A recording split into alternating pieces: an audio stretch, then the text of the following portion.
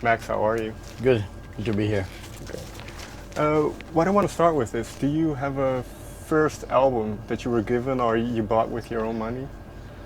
The first album I bought was we saw Queen in Brazil in '81. In a football stadium, and it was an amazing show. And the next day, I went out just to the store and bought Queen Live Killers.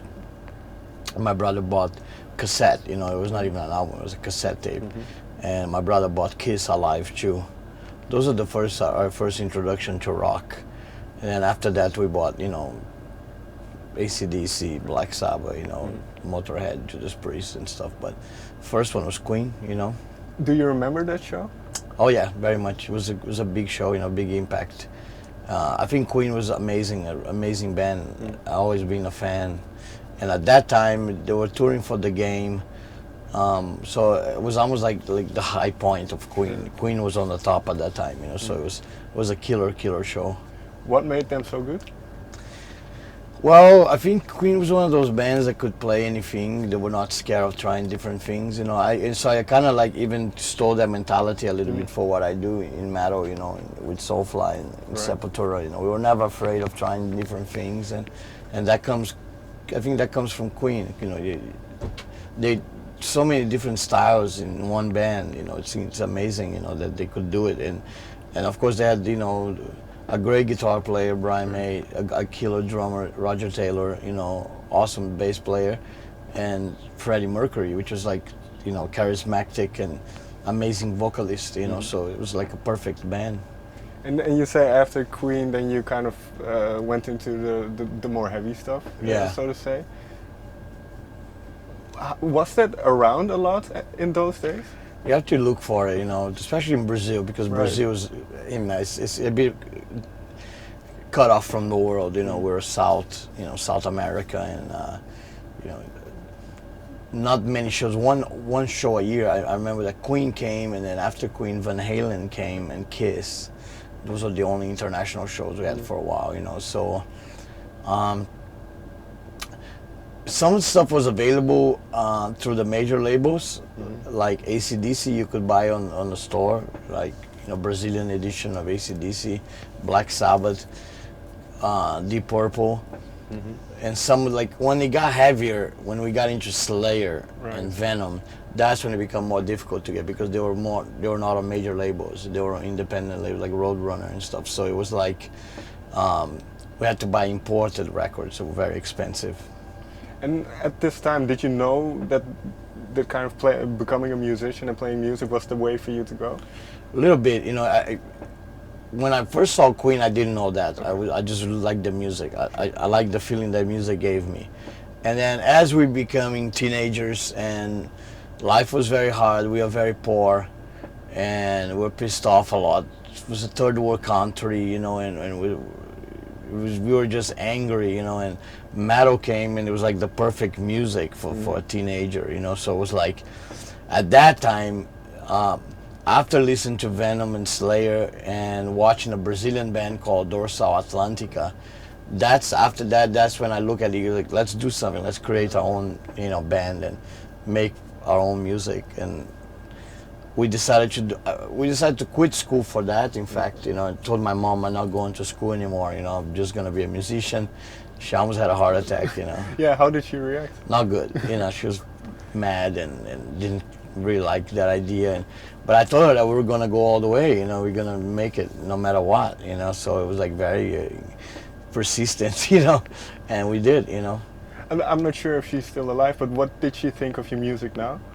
Oh, she's a big fan. Okay. Yeah, she's in Brazil, and she helps a lot, and she became a huge fan. And later that she saw that we were for real, serious about music, and is what we wanted to do with our life. Then she became a huge fan. And you mentioned this kind of feeling of anger. You say you grew up poor and you had this anger. What you got out of the music at that age, is that now the same still, that you have it's a certain way of expressing anger? Or it's a bit different, as you get older, but I think some feelings are always the same. Like the adrenaline you get from the music is incredible, especially in metal. I think metal it's kind of like the only music we had circle pits and things like that, which is a very unique, very metal, so I think it's very cool that we have that. It's our own thing, pop show don't have that, rap show don't have that, reggae show. We have that. It's a metal thing. It's our thing, and I think that's I'm still, still angry about a lot of, because we're not, nobody's a billionaire. We're still surviving. We're still struggling every day to making, especially now with music going down and nobody selling CDs. You got reason to be pissed off again. Yeah, but what do you think of all these streaming services and other things like Spotify? You can't fight it. You got to go with it. But it did give, hurt a lot of people, including us. Like a lot of bands, and I think thank God that we have that we can survive on touring and playing shows. Thank God they didn't took that away from us. And but it's difficult. It's like you make a record and it doesn't sell. Everybody gets it for free. So it's a bit disappointing. And because of this change over, let's say, 10 years. Do you approach making an album differently now then? Because people consume it differently? Not really. I still love the idea of an album, making an album like 10 tracks, 11 tracks, have some kind of story behind it, and I really concept, if you call it, Archangel, our last record was like that. It was very biblical, and there's a whole concept behind it. So I know some people just get songs on the internet and they're happy with that, but I still like the art form of making records. I think that's something that's sacred, that should be the same, should stay the same. Before I go on to Archangel, I'd like to go back in time just a little bit. Your first album with Sepultura, Morbid Visions, came out this year, 30 years ago. How do you look back at that album? Yeah, it was, learning experience. Second time in the studio. The first time was our EP, Master Devastation, and we were in a big studio in São Paulo, and it was very intimidating. And yeah, good things came out of it. Troops of Doom, Crucifixion,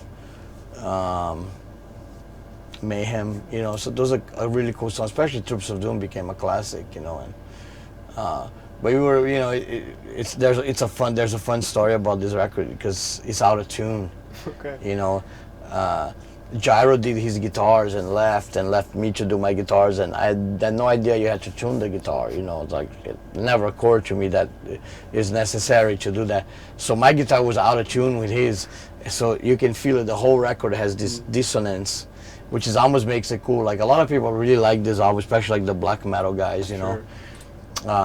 Because it's really ugly sounding. There's a dissonance, and the dissonance is because my guitar is out of tune on the whole record. And then obviously next time you tune the guitar. Yeah, by the time we did Schizophrenia, we figured out that we need to tune the guitar in. So Schizophrenia was in tune. In that way, because you've made many albums over the years, does it get easier each time, or is it still a difficult process? No, our record is like going to war. Okay. For me. It's difficult. It's not fun, the process of getting the riffs. I enjoy it, of course. I enjoy putting it together, and I always look forward to a new album. It's always exciting for me, to have something in front of you, a challenge, But it does not get easier, with the times. You get more experience, you know more what you want, and maybe a faster way to get what you want now, than back then that you had to figure out, But there's still kind of like the unknown. You never know what's going to happen with an album when it unleashes, So an album can be huge and you don't even know, Right. So there's always that possibility, So I just try to really try to do my best as I can to make the best record possible. That's always been my goal. Every time I make a record is like that. And I never think of the albums as classics. Like now people look at them as classics, like Roots and Refuse to Resist, Chaos AD and Arise, Soulfly one, they're classics, but when we were doing them, we did not look at them like classics. We were just making a record, you know. In that sense, do you think about the audience in a way when you write songs and when you're in the studio? Yeah, yeah. When I write some songs, there's some songs especially that I was like, I can't wait to play this live because I think the crowd's gonna go crazy for this. That was on the Archangel. We sold our social metal. It's kind of like a really anthem for heavy metal, and you know, it's the show we opening the song we opened the show with. It's great, you know. So sometimes you write, you know, you do stuff and it's like you can't wait for the crowd to hear. Or like when we did Roots, the song Roots, I knew it was gonna be huge in festivals. I just knew it because it had this killer bounce vibe that when you have 50,000 people bouncing, it's gonna be like magic, and it was. You know, when we did that, it was incredible.